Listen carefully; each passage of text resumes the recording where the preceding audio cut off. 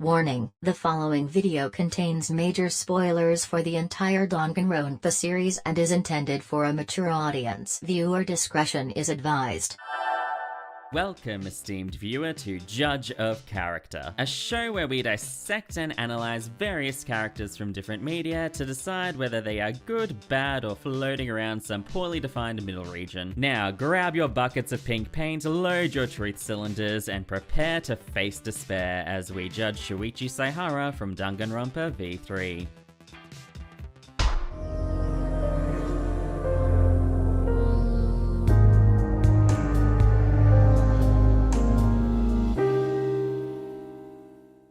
I'm Shuichi Saihara. They call me the ultimate detective, but... Shuichi is one of the first characters we meet at the beginning of the game. He's a fairly normal high schooler who was kidnapped along with our protagonist Kaede. As they try to work out what's going on, they get chased by a giant robot. We eventually meet up with the rest of the captives and confront the monocubs, who everyone seems to vaguely know. They keep going on about ultimates and sealed talents, but none of this is making much sense. It's like I'm forgetting something important. Shuichi is one of the first characters we meet at the beginning of the game. He's a seemingly normal high schooler who was stuffed in the locker next to our protagonist Kaede. Neither of them seem to know how they ended up here, but one thing is for certain. Both of them are ultimates. Students who are the best of the best in their chosen field. Shuichi properly introduces himself as the ultimate detective, although he seems pretty hesitant to call himself that. After meeting with the rest of the students, the friendly neighborhood Monokuma tells us, hey yo, you're all in a killing game. I won't go into all the details here yet, but basically, Shuichi and Kaede form a plan to stop the mastermind, to save everyone, and even start to form a close bond. Suffice to say, things take a bit of a turn when someone decides to smash an avocado. The investigation proceeds, and then the first of many class trials begin. Our protagonist Kaede does everything in her power to protect Shuichi when suspicion falls on him. It's strange, you know. Kaede seems to just know a lot about how this case played out. It's almost like Kaede is the culprit. I apologize to those who already knew all this, but I thought it was important to establish how Shuichi came to be our main protagonist. So yeah, the game pulls a sneaky switch and makes our old protagonist the culprit. Kinda?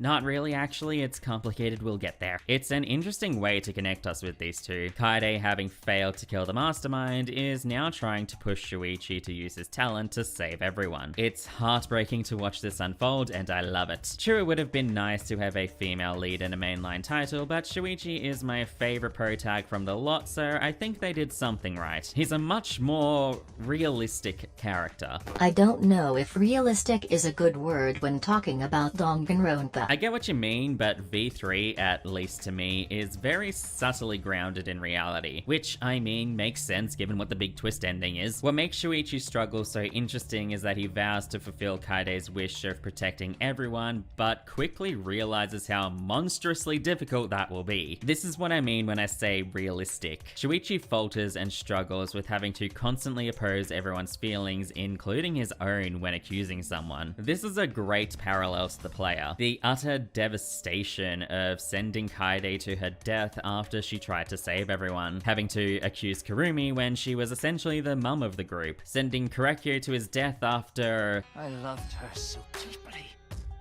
and she loved me so deeply. The fact that we were siblings meant nothing to us. Okay, well, some of them just kinda deserved it. As the player, having to be the one to send these students to their death is heartbreaking, but it's the only way to make any progress, and for Shuichi, it's the only way for him to protect the survivors. It's even harder when you yourself have grown a connection to this cast. I do want to highlight Trial 4 a bit more, as it introduces some really interesting conflicts in the story.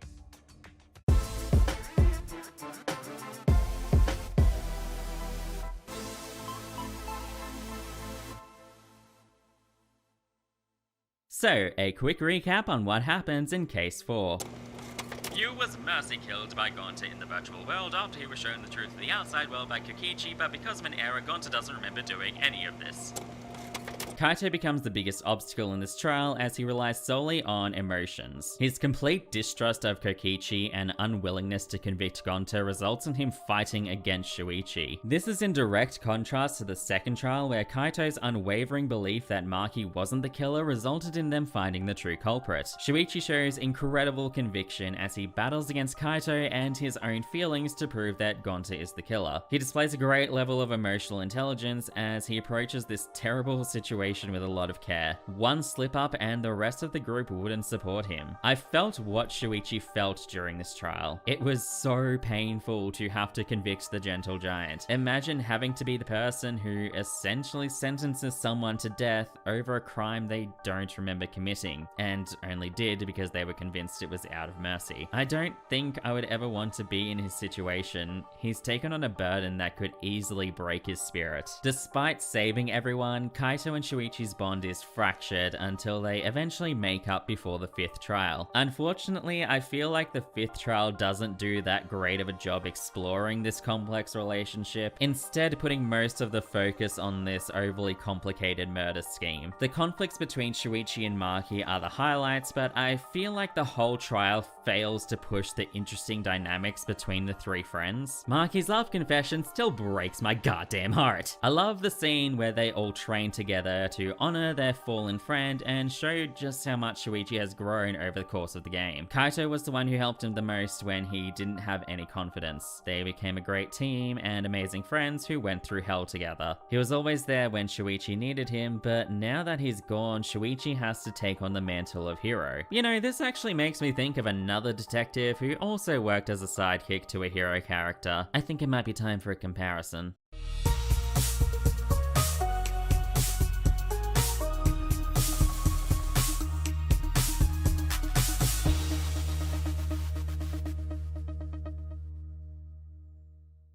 My name is Kyoko Kirigiri. Kyoko is a stern, logical person whose eye for detail and overall cold disposition make her a formidable detective. She can keep her own emotions in check to do what is necessary to solve the case. She never struggles with presenting her truth to others, even though it means sending a fellow student to their death. She has clear motives for trying to find the truth, namely she wants to know what happened to her father. She feels regret after throwing Makoto under the bus to protect herself. While she normally keeps her own emotions a mystery, she's actually quite empathetic, shown well in Trial 4 when she says this to Byakuya. We don't all act according to calculations and cost-benefit diagrams. That's what makes us so complicated. When you dismiss other people's feelings, it'll always come back to bite you in the end. She's also the quote sidekick archetype that also covers Chiaki from the second game, which gives us the perfect segue to talk about Mr. Saihara. Shuichi is a much more emotional character, and while he is incredibly intelligent, he struggles to speak the truth because he's gripped with fear and guilt since he knows that he will be sending a friend to their death. But Shuichi differs from the other main protags. He's the sidekick character, specifically he's Kaito's sidekick. This is where the similarities between him and Kyoko become apparent. Both are the brains and essentially do most of the hard work when it comes to solving the cases, but let another person take the leadership role in the group. Makoto and Kyoko's dynamic feels weirdly disingenuous, probably because Makoto can just go lol hope and everyone puts their full trust in him. Shuichi is constantly having to work to keep everyone's trust. Honestly, Shuichi, and to an extent the entirety of V3, can come across as a bit of self-aware commentary on the first game. Potentially controversial take here, but Makoto is basically a Mary Sue. A kid who claims to be incredibly average, having plot armor in the form of being lucky, and is able to solve complicated murders and is the grand savior at the end. The dude basically has no flaws besides being kind of wimpy. Anyway, back to the comparison. The two detectives have very similar thought processes when solving a case, and both of them are very empathetic even if they have different ways of showing it. But Kyoko does still need to be brought out of despair by Makoto, and since Shuichi is our protagonist, he's next in line to become the ultimate hope, right?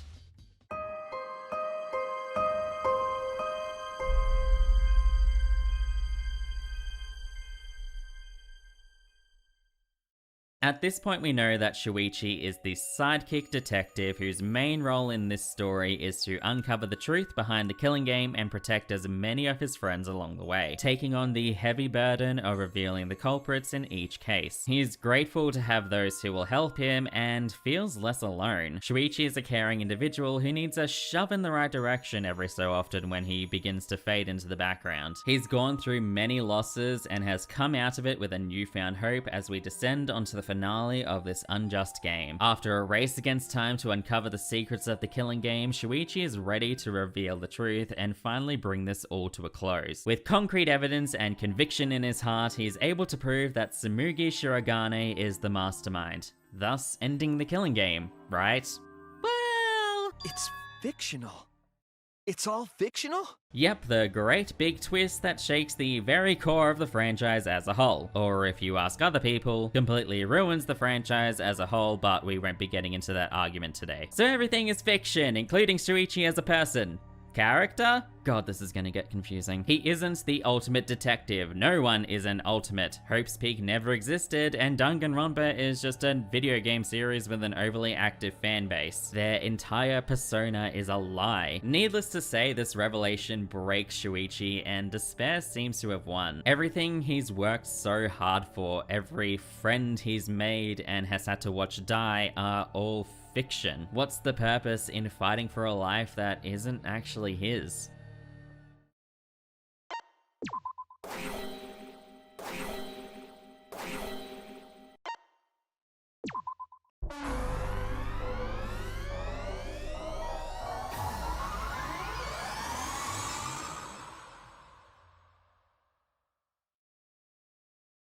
I hear your voices crystal clear.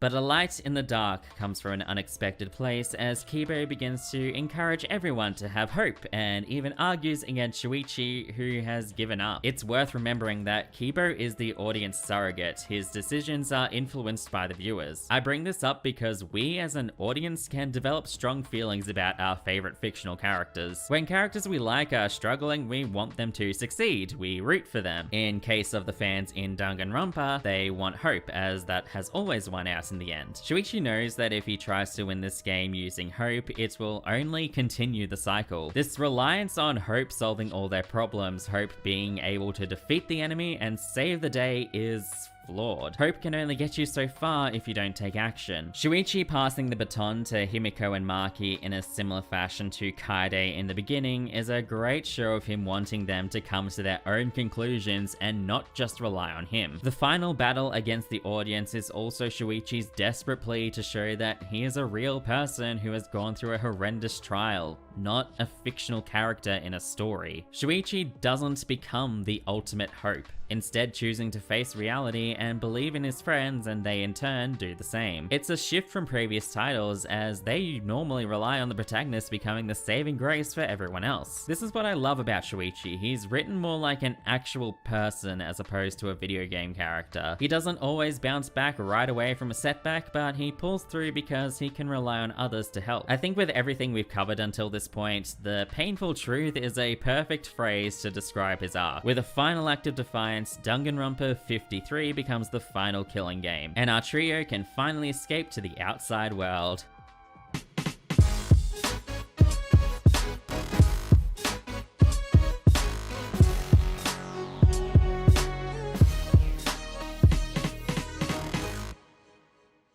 The last segments got really deep into Shuichi's character arc and how it mirrors the experience of the player, so to bring the focus back to him specifically, let's talk character design, people. Shuichi sports a black pinstripe long-sleeved shirt adorned with his school's logo that matches his long black pinstripe pants. Similar black shoes complements this colorful piece, and he accessorizes with a black cap to cover his bluish black hair. You know, I'm sensing a theme here. I have to wonder why they designed him like this. It's so plain and simple, especially compared to the rest of the outlandish cast. That's it, Alice, you're a genius! Well, I mean, of course I am. Why don't you explain why I'm such a genius? Shuichi always tried to hide his talents and didn't want attention or to stand out. It explains why he has the least visual change from his regular school outfit to his ultimate look, since it's the best disguise. A normal, everyday high schooler dressed in all black. It also alludes to the fact that he's an apprentice and still learning to be a detective. When I asked someone who's never played the games what they thought, they said emo baseball player, and honestly, very valid response. He doesn't put his talent forward or make it his entire personality like some of the others. The hat is an interesting point in his development. Chapter 1, when he's scared to face the truth, he uses his hat to hide his eyes. It's a bit on the nose, but I'll let it slide. After he gains some confidence, he ditches the hat to show off his wonderful ahoge. Ah yes, the protagonist antenna, a staple in the danganronpa world to signify those who are chosen to be the player characters.